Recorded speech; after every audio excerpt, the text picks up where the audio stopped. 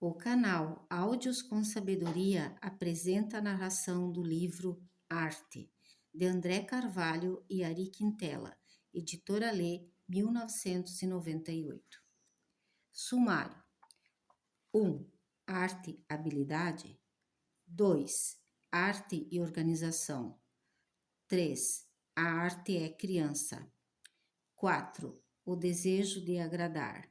5. Arte e política. 6. Objeto natural e obra de arte. 7. Artífices e artistas. 8. A necessidade da arte. Arte, habilidade. O que é arte? Certamente que é a habilidade de fazer coisas.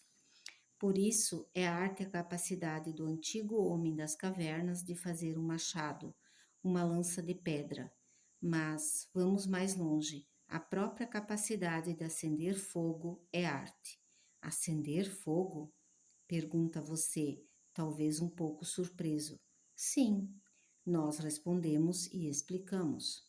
Uma das maiores artes do homem foi conseguir acender o fogo. E ele alcançou isso com extrema habilidade.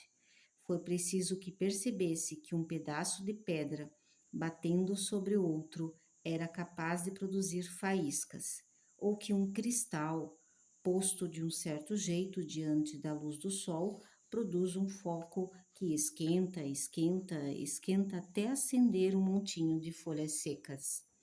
Por isso, sempre que alguém estiver fazendo alguma coisa, afinando um piano, terminando um doce numa panela, pintando um quadro ou pondo um motor para funcionar no ponto, estará fazendo arte. Mas é preciso separar bem duas nítidas definições de arte, dentro dessa definição tão geral com que abrimos nossa conversa. Arte utilitária é aquela que produz objetos ou coisas, facas, cadeiras, comida, roupas, máquinas de escrever, carros que servem para o uso diário do ser humano. Arte decorativa é aquela que produz objetos bonitos, cuja única razão de ser é a sua beleza. Assim é um quadro, pintado apenas para que a gente sinta diante dele a emoção do belo, aquela coisa que nos toca e prende nossos olhos. Assim uma música, que faz a gente se esquecer de tudo e se ligar no ritmo e na melodia.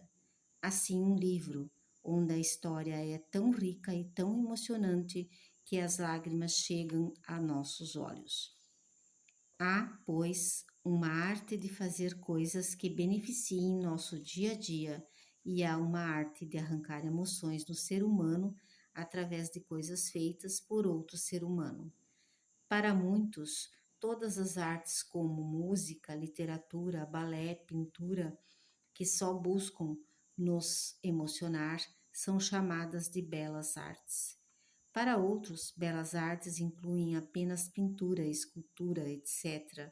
A arte da poesia, do romance e do conto seria arte verbal. A do teatro seria arte cênica.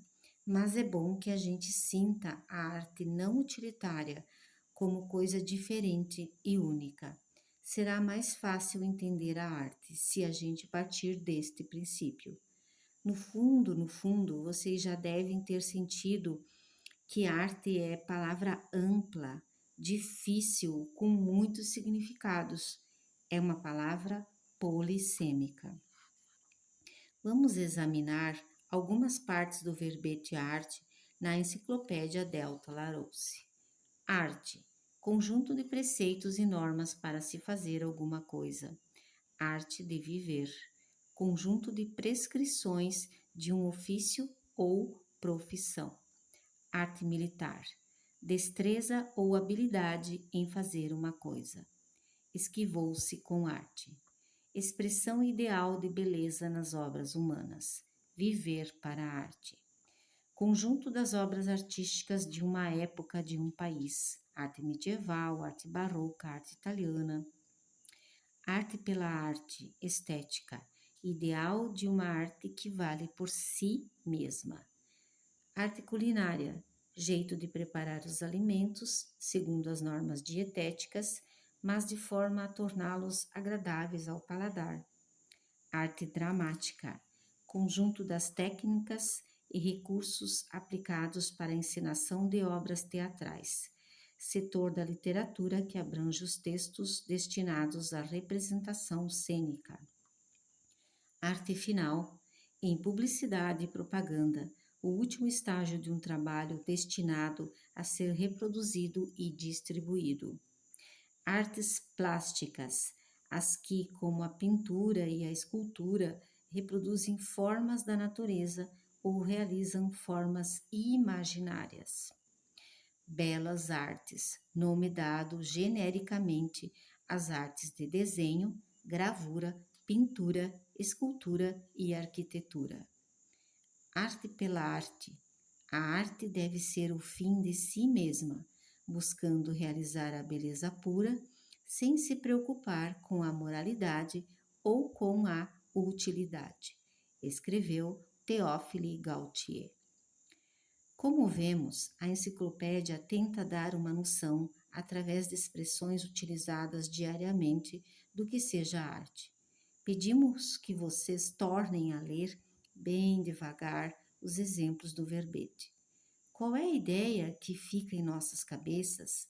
A de que arte, qualquer uma, lembra-nos a habilidade, exatamente como afirmamos logo no início.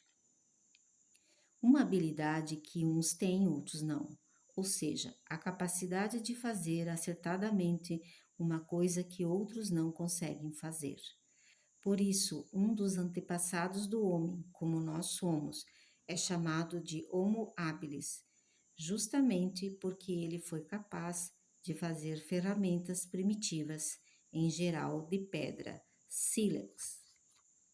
Nós herdamos essa capacidade do Homo habilis e, a partir dessas pedras antigas, chegamos a fabricar foguetes espaciais e vacinas contra a paralisia infantil.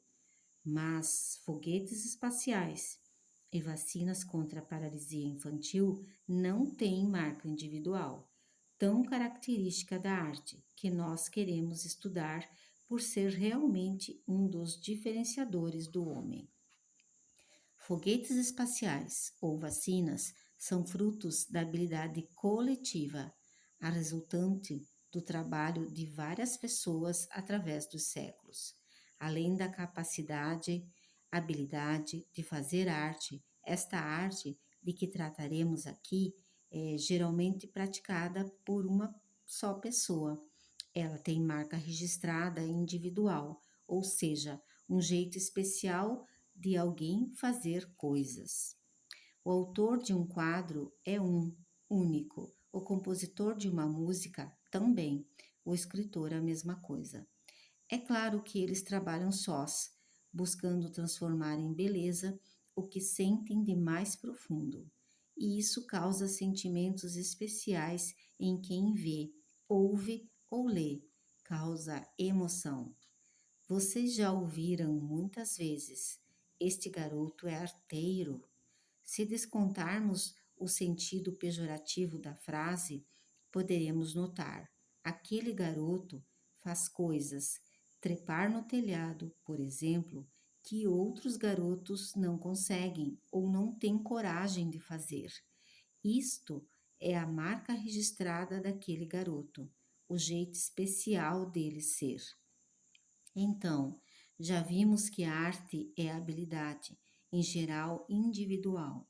Ela pressupõe certa coragem, mais intelectual, moral ou espiritual do que física, muito embora vários artistas tenham sido mortos ou torturados por causa de sua obra. Frederico Garcia Lorca, poeta espanhol, nos anos 30, foi morto porque sua obra incomodava as elites. O artista tem de ter coragem para romper com tradições, até mesmo contrariar a lei, mesmo sabendo que isso pode ter consequências graves para sua própria integridade física. Essa coragem foi demonstrada por Boris Pasternak, escritor russo expulso de seu país por causa de sua obra. Ela contrariava muito o governo da Rússia.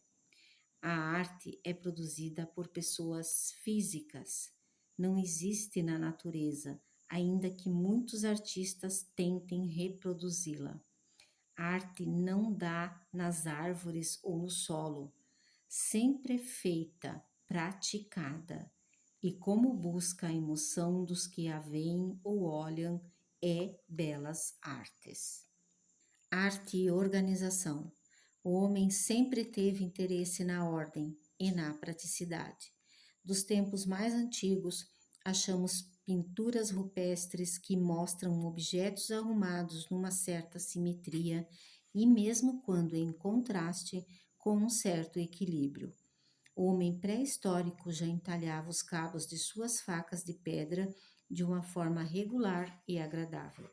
Pinturas feitas em cavernas há milhões de anos atrás tinham simetria e representavam caçadas ou pescarias. Há um prazer em formas harmoniosas e em cores que se combinam, e isto é provado quando nos vestimos e usamos joias, ou quando arrumamos uma casa ou um jardim. Não estamos interessados apenas em nos abrigar do frio, em ter uma casa em ordem ou um jardim simétrico. Queremos mais, muito mais. Queremos que as coisas tenham melhor aparência. O desejo de que tudo seja formalmente melhor se chama interesse formal. Por outro lado, o homem sempre procurou preservar acontecimentos e ideias e usa para isso de certos símbolos ou cerimônias formais. Por exemplo, os povos pré-históricos usavam danças e rituais tanto para garantir boas colheitas, como na hora de colher os grãos para agradecer à Mãe Terra.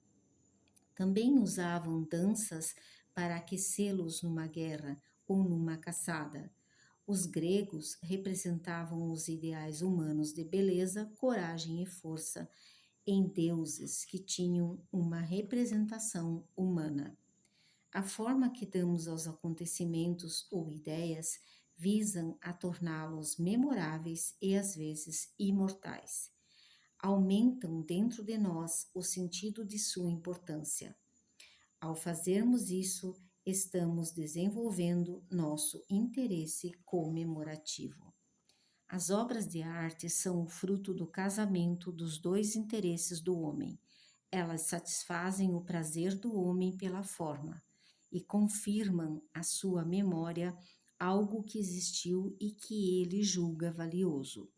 No entanto, quando vemos uma obra de arte e nos emocionamos com ela, não sentimos separadamente os dois interesses. Ao contrário, eles se juntam para criar em nós uma experiência, a experiência estética. A forma e a proporção em que se combinam interesses formais e interesses comemorativos não são iguais em todas as formas de arte. Vamos a dois extremos. A Odisseia de Homero é um livro que repassa todos os problemas básicos humanos. É uma obra social e histórica que exprime crenças e tradições.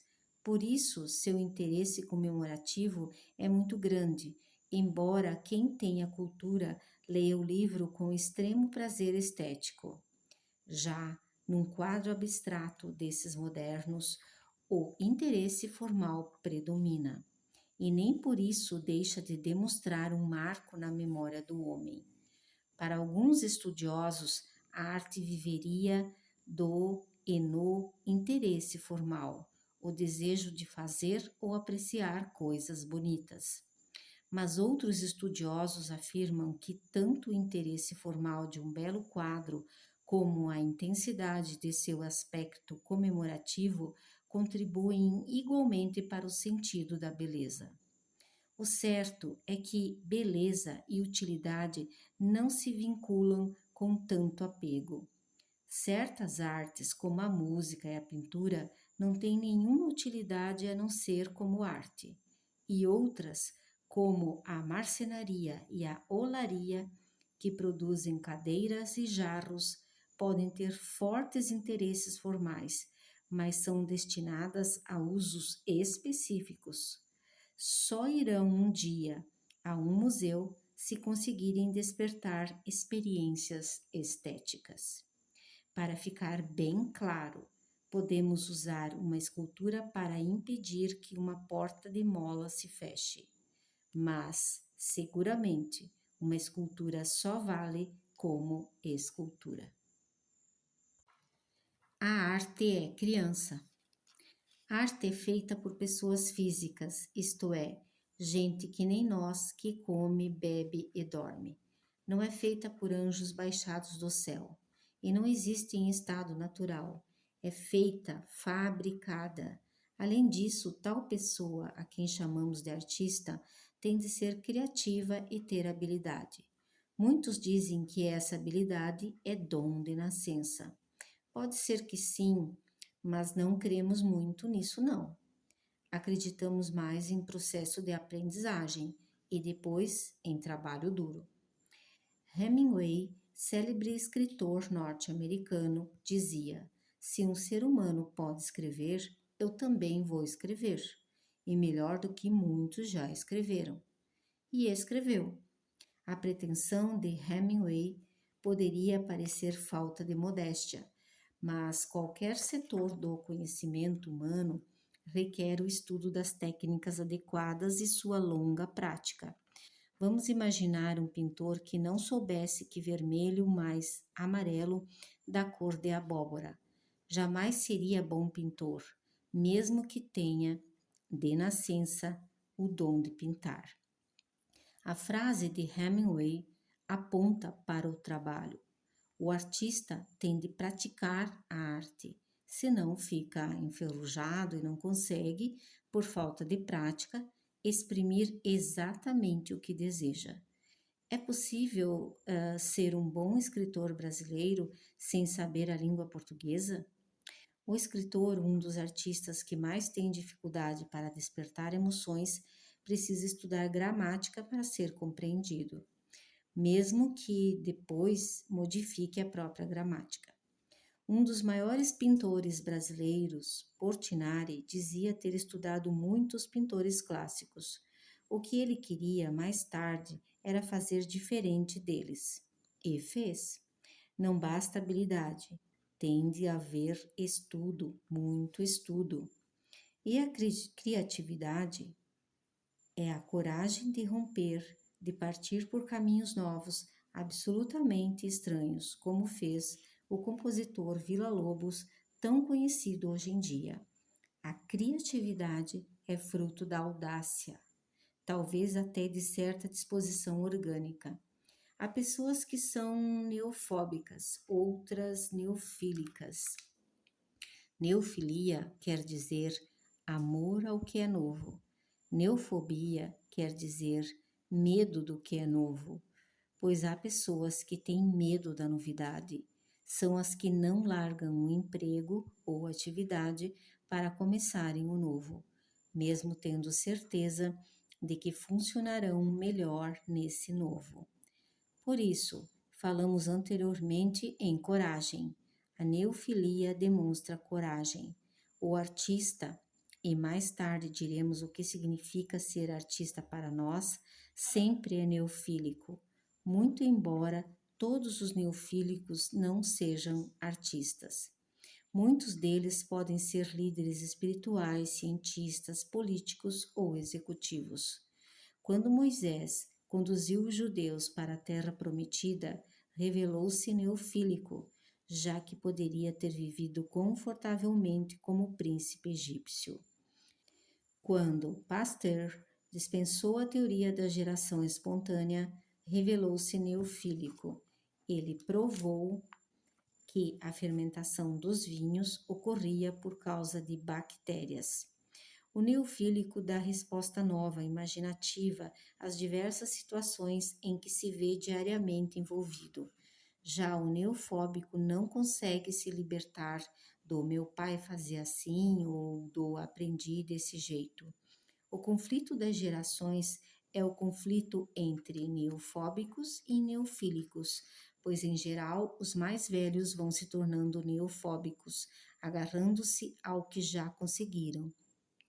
Não têm coragem de mudar, enquanto os mais novos querem mudar, introduzindo novas técnicas e maneiras de fazer e novos comportamentos. Isso é o que determina as incessantes buscas das regras do jogo da vida. Todavia, reproduzimos trechos de Civilização e Pecado, de Konrad Lorenz, etologista famoso. Esse amor pela novidade, ou neofilia, afeta praticamente todas as relações de que o homem é capaz com o mundo exterior. Para as pessoas contaminadas por essa doença cultural, um par de sapatos, uma roupa, um carro perdem o encanto com pouco tempo de uso, exatamente como a pessoa amada ou o amigo ou até mesmo a pátria.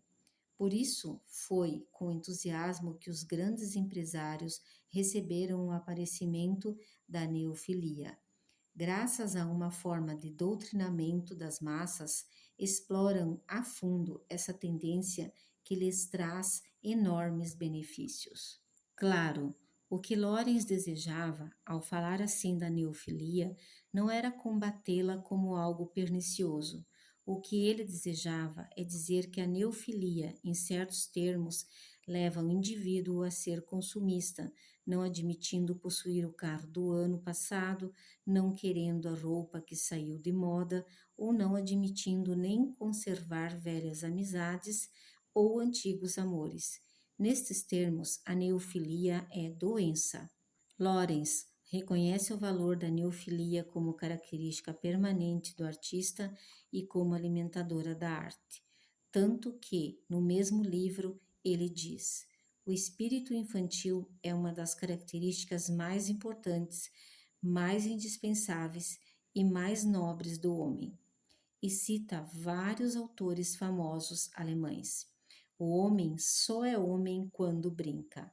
Schiller. Em todo verdadeiro homem se esconde uma criança que quer brincar. Nietzsche. Ao falar em espírito infantil, Lorenz lembra algumas das características da neofilia que todo artista tem de possuir: a manutenção da curiosidade e o desejo de explorar o desconhecido, como fazia aquele garoto arteiro. O desejo de agradar. Herbert Hedd, professor de belas artes e escritor conhecido por seus livros sobre arte, assim diz em O Sentido da Arte. A simples palavra arte associa-se na maior parte das vezes às artes que se distinguem como plásticas ou visuais. Mas, falando-se mais exatamente, também deveria compreender as artes da palavra e da música. Ele acrescenta: todos os artistas têm uma mesma intenção, o desejo de agradar. E pode-se definir a arte de maneira simples e usual como tentativa de criação de formas agradáveis. Tais formas satisfazem o sentimento de beleza, e este fica satisfeito quando temos a possibilidade de apreciar a unidade ou harmonia de relações formais entre as percepções sensoriais. Por relações formais, ele se refere ao modo de a obra de arte se mostrar através de suas formas. Por percepções sensoriais, ele se refere ao modo de sentirmos as formas com que as obras de arte se apresentam. Ou seja, quando lemos uma historinha e gostamos dela, é porque a forma como foi contada mexeu com nossos sentidos de alguma maneira. A historinha nos pareceu bela, nós a sentimos bela. Nossas percepções sensoriais nos levaram a sentir a historinha bela. Mas a beleza é palavra de significação duvidosa. O que parece belo para um pode parecer feio para outro. Como diz o ditado popular, o que seria do amarelo se todos gostassem do azul? Por isso, é importante saber que as percepções sensoriais de outra pessoa podem não ter percebido a história como nós. Arte e política. É curioso como a arte é ligada à política. O curioso que usamos é porque os artistas, em geral, não gostam de política. Eles desejam que a arte seja independente. Eles não querem que ninguém se meta com sua produção. Mas existe o fato. Muitas obras de arte são fruto de intervenções políticas, da mesma maneira que tantas obras de arte são prejudicadas pela política. Política e poder tentaram apagar a arte de Boris Pasternak e Garcia Lorca, mas algumas artes são filhas da política e do poder e dependem totalmente deles. Podemos citar imediatamente o urbanismo. O urbanismo é o tratamento dado ao conjunto de ruas, avenidas, casas e edifícios que compõem as cidades. Esse tratamento começa no próprio projeto da cidade. Geralmente é um político que deseja determinado aspecto para uma cidade. Um exemplo clássico é a cidade de Paris. Ela foi totalmente modificada pelo imperador Napoleão I, que mandou Haussmann, arquiteto e urbanista, criar espaços enormes na velha cidade medieval, apertada, mesquinha. Ainda hoje, Paris tem avenidas muito largas, arejadas. É uma cidade grandiosa. Outro exemplo, bem mais antigo, são as pirâmides, monumentos colossais dedicados à preservação dos corpos e espíritos dos faraós.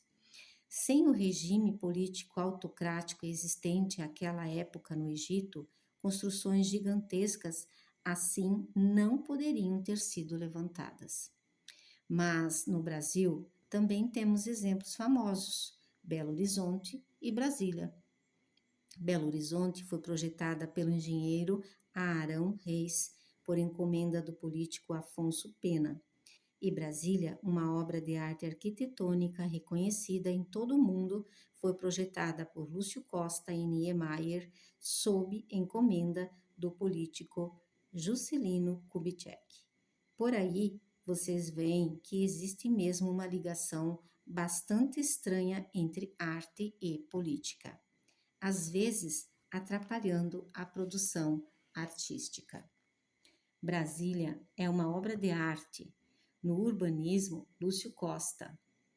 Nos prédios, o pincel de Niemeyer. O Brasil se orgulha deles.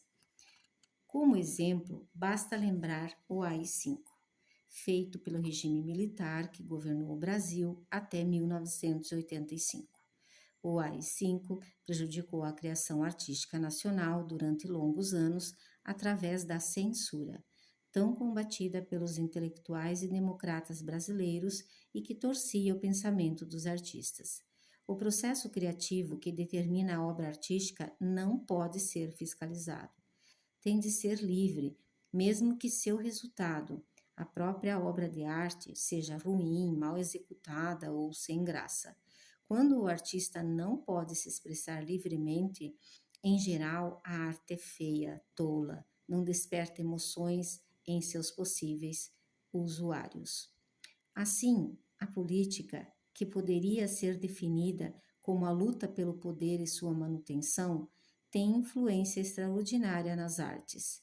Os marxistas afirmam, inclusive, que a arte é a manifestação estética de uma classe econômica e, consequentemente, de seu domínio político. Mas existem antropólogos que afirmam que a arte é fuga para quem não tem, justamente, poder político.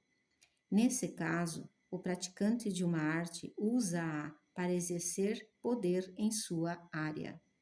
Quem fala assim, por exemplo, é Robert Ardrey, estudioso do comportamento de várias espécies humanas. Talvez ele tenha razão. Os artistas têm o poder de determinar o gosto das outras pessoas, fazendo com que elas até mudem de ideia sobre determinado assunto. Quando havia escravidão no Brasil, um grupo que desejava a libertação dos escravos, constituindo o movimento abolicionista, utilizou os versos de um jovem poeta, Castro Alves, para mobilizar a opinião pública brasileira.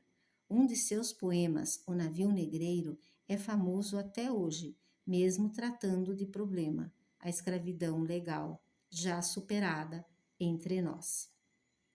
Por isso, Ezra Pound, poeta famoso, afirmava: os artistas são a antena da raça. Raça, para ele, significava povo, nação. Pound queria dizer: os artistas têm capacidade de previsão, sabem ou percebem quando as coisas mudam ou vão mudar em determinada sociedade. O respeito que os artistas provocam nas outras pessoas resulta dessa capacidade estranha, manifestada desde milênios pelos artistas. Nas cavernas de Altamira, Espanha, por exemplo, pinturas simbolistas de cavalos e touros representavam a esperança de que os animais fossem caçados pelos nossos antepassados. Nós ainda não havíamos, àquela época, domesticado os animais. Da mesma maneira, Picasso pintou Guernica, quadro demonstrativo do horror da guerra contemporânea.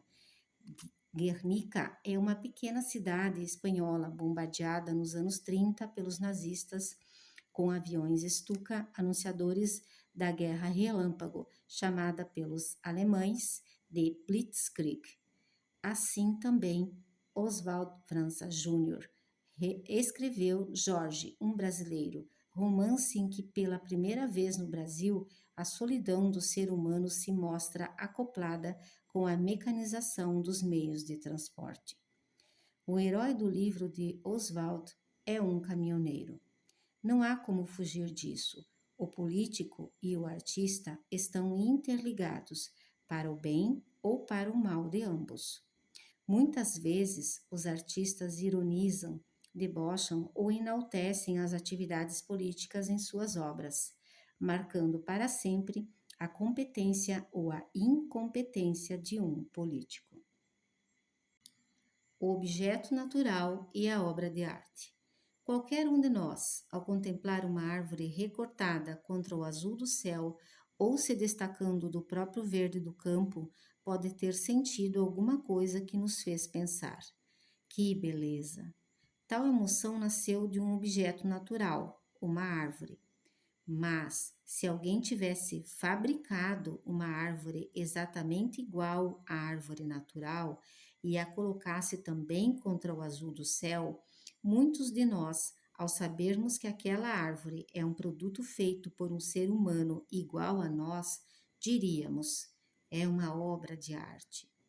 A diferença entre as duas árvores é o que dá origem à estética, o estudo racional do belo. Talvez essa diferença possa ser explicada desta maneira: as pedras são objetos naturais, isto é, existem na natureza. Todavia, quando os japoneses pegam pedras roladas, dessas que se encontram no leito de um riacho, e as juntam num espaço limitado, como se fosse um jardim de pedras, elas, as pedras, passam a ser um conjunto estético definido, bastante agradável ao nosso olhar. Esse jardim de pedras é uma obra de arte, apesar de ter sido composto por objetos naturais, pois a natureza que fez as pedras é limitada em sua expressão própria, que não foi determinada por nenhuma vontade ou intenção. Com o objeto de desencadear alguma emoção pré-determinada, o homem arrumou a natureza a seu jeito. Isto é, a natureza não sabe, e nem pode saber, que tipo de emoção poderá produzir. E o artista verdadeiro sabe, perfeitamente bem, qual emoção poderá produzir em quem utiliza sua obra de arte. E essa capacidade é qualidade fundamental para qualquer artista verdadeiro. Um francês, Surriot, em Arte e Verdade, verificou o cômico, o grotesco, o dramático, o patético, o nobre, o extravagante não são fabricados pela natureza. Ela, em geral, fabrica o tranquilo, o sereno.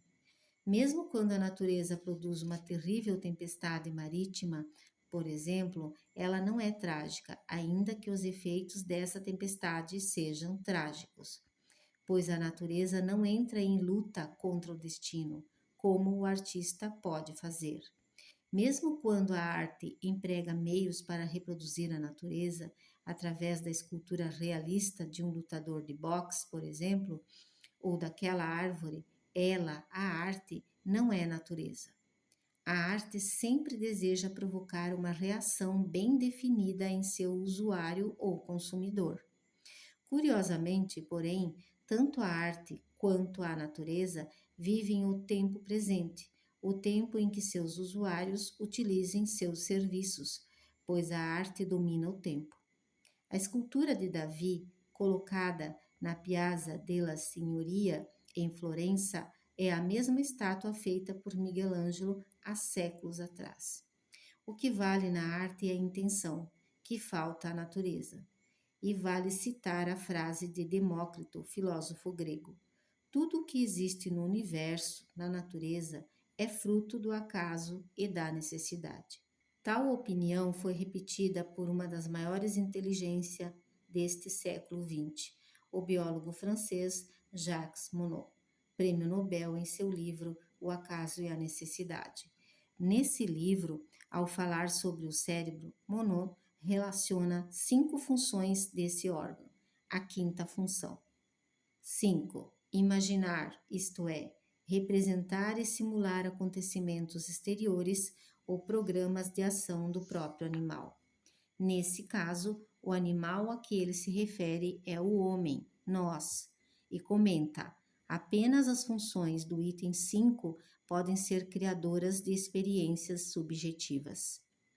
O que ele quer dizer com isso? Simular, fingir, subjetivamente, dentro da própria cabeça, a experiência para antecipar seus resultados e preparar a ação. Ele quis dizer que o homem sabe falar de suas experiências subjetivas, a experiência nova, o encontro criador. Podemos sintetizar e reduzir esses conceitos de Monod em relação à arte dizendo: é a simulação subjetiva, a capacidade de prever efeitos e resultados por parte do homem que dá origem à obra de arte, mostrando claramente que ela é diferente dos objetos naturais. Artífices e artistas. Podemos observar na parte 6, a simulação subjetiva é necessária para a obra de arte. Ela, a simulação subjetiva, pressupõe que o simulador preveja resultados e efeitos.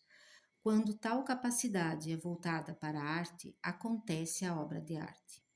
Mas, para que tal previsão ocorra, é necessário que o simulador conheça as técnicas para a fabricação da obra de arte. O simulador tem de ter artesania, que é o conhecimento do material com o qual vai trabalhar. Já vimos na parte 2 que, para isso, o simulador tem obrigatoriamente de estudar técnicas adequadas e praticar, praticar e praticar e praticar.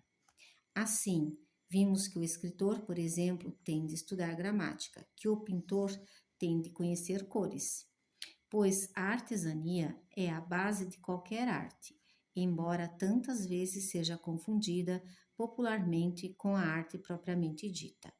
Isto é, arte necessita de artesania, ainda que a artesania não necessite de arte.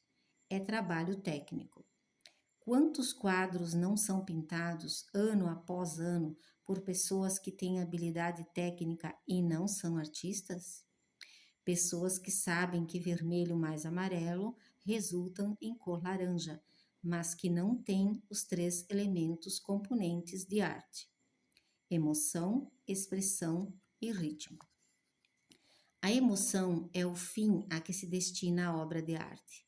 O consumidor de uma arte tem de sentir algum tipo de emoção provocada pelo artista, que tem de ter alguma coisa a dizer, expressão, manifestada por um certo ritmo. Se a pessoa não tem o que dizer, ou mesmo tendo o que dizer não o faz com ritmo, não deve ser considerada artista. Será um artífice, profundo conhecedor das técnicas, com grande prática, mas artífice, já que não consegue comunicar emoção ao seu consumidor ou usuário. É como um redator de jornal que, embora saiba escrever muito bem, não tem capacidade de despertar emoções como o escritor. Podemos afirmar, sem possibilidade de erro, que o poder de se exprimir, o maior ou menor grau de emoção a despertar, mais o ritmo do sistema de cores, formas, sons ou palavras, diferenciam a obra de arte da produção artística secundária e inferior. Isso é o que distingue um Leonardo da Vinci, um Lima Barreto, um Guerra Peixe de outras pessoas que, por mais bem intencionadas que sejam, não são artistas, e sim artífices. E como a arte sempre foi uma das maiores necessidades humanas, seus praticantes efetivos são, muitas vezes, até venerados. Em geral, os artistas têm prazer no que fazem. E assim diz Alexander Lowen em Prazer. O prazer fornece motivação e energia ao processo criativo, que por sua vez aumenta o prazer e a alegria de viver. Com prazer, a vida é aventura criativa. Sem ele, é luta pela sobrevivência. Um artista como Ziraldo, por exemplo, representa na prática o que diz Lowen, pois ele, Ziraldo, trabalhava com prazer, dando vazão ao seu espírito neofílico, deixando sair a criança que tem dentro de si inconscientemente, isto é, sem se dar conta disso. O artífice, ao contrário, deseja apenas receber tanto por seu trabalho, feito sem prazer, tão somente por necessidade de sobrevivência, como fazem os sapateiros ou cerzidores de roupas, sem contar pintores que pintam por encomenda, funcionando quase que mecanicamente. A necessidade da arte. É quase impossível definir a função da arte, assim como é quase impossível definir o significado da arte. Talvez seu objetivo principal seja dar prazer, e por isso mesmo seja encarada por certas pessoas como luxo dispensável, coisa boba, absolutamente desnecessária. Porém, essas pessoas estão erradas. Ninguém morre por não possuir um quadro de Portinari, não ouvir um concerto de Beethoven ou não ler Monteiro Lobato. Mas quem não se der esses prazeres será certamente menos rico, menos sensível, menos aberto para as belezas do homem e do mundo. A arte de cada povo é o que lhe dá caráter diferente de outros povos. A arte demonstra a civilização de um povo, a sua vida. É o que resta quando um povo é dizimado. Um povo desaparece se não tem uma arte que seja sua. Ao mesmo tempo, a história torna-se realidade através da arte. Tudo o que sabemos de vários povos desaparecidos está ligado à sobrevivência de sua arte. Conhecemos bastante sobre os assírios por causa de sua cerâmica, restos de suas construções, adereços pessoais e outras manifestações artísticas. Por isso, podemos afirmar com bastante convicção que a arte é indispensável, sem contar os benefícios individuais que ela traz às pessoas. Porque, acima de tudo, a arte nos transporta para além da dura realidade cotidiana, tornando-nos mais humanos. Sem a arte, a vida seria simplesmente intolerável. Já imaginaram? Jamais ouvir uma música? Sem arte não haveria sustento para a nossa imaginação, nem prazer para nossas mentes. Também não devemos ficar impressionados com tantas e tão variadas definições de arte e tentativas de maior compreensão de seu papel em nossas vidas. O que temos de fazer é usufruir da arte, é tentar aproveitá-la de acordo com nossos desejos e nossas possibilidades. Porque nenhum artista faz arte somente para que outras pessoas sintam. O verdadeiro artista, ao contrário de empresários, não teme os concorrentes, pois só concorre com ele mesmo, no sentido de querer sempre melhorar o que faz. E o único juiz de sua arte é a sua própria consciência. Quando algum artista assim procede, podemos ter certeza de que se trata realmente de um artista, não de um artífice. E a recompensa íntima que ele tem é o prazer de estar sempre sendo melhor para ele mesmo do que já fora anteriormente. Essa é sua moeda, seu orgulho, sua razão de viver.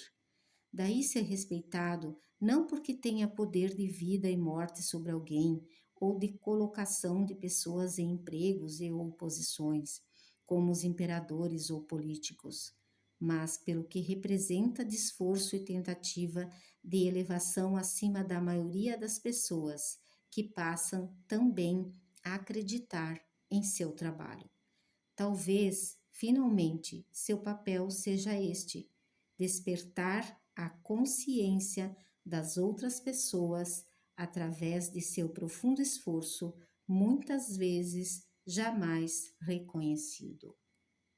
Biografia dos autores: André Carvalho. André Carvalho foi primeiro jornalista, começou a escrever aos 14 anos em Curvelo, Minas, onde nasceu. Teve importantes cargos da imprensa mineira. Quando a TV surgiu em seu caminho, produziu e apresentou na TV Itacolomi a primeira série de programas educativos feitos no Brasil. A par disto, fez fotonovela, quadrinhos e escreveu muitos livros para crianças. Fundou a editora Comunicação. Nela publicou mais de 300 livros brasileiros e recebeu 30 prêmios nacionais.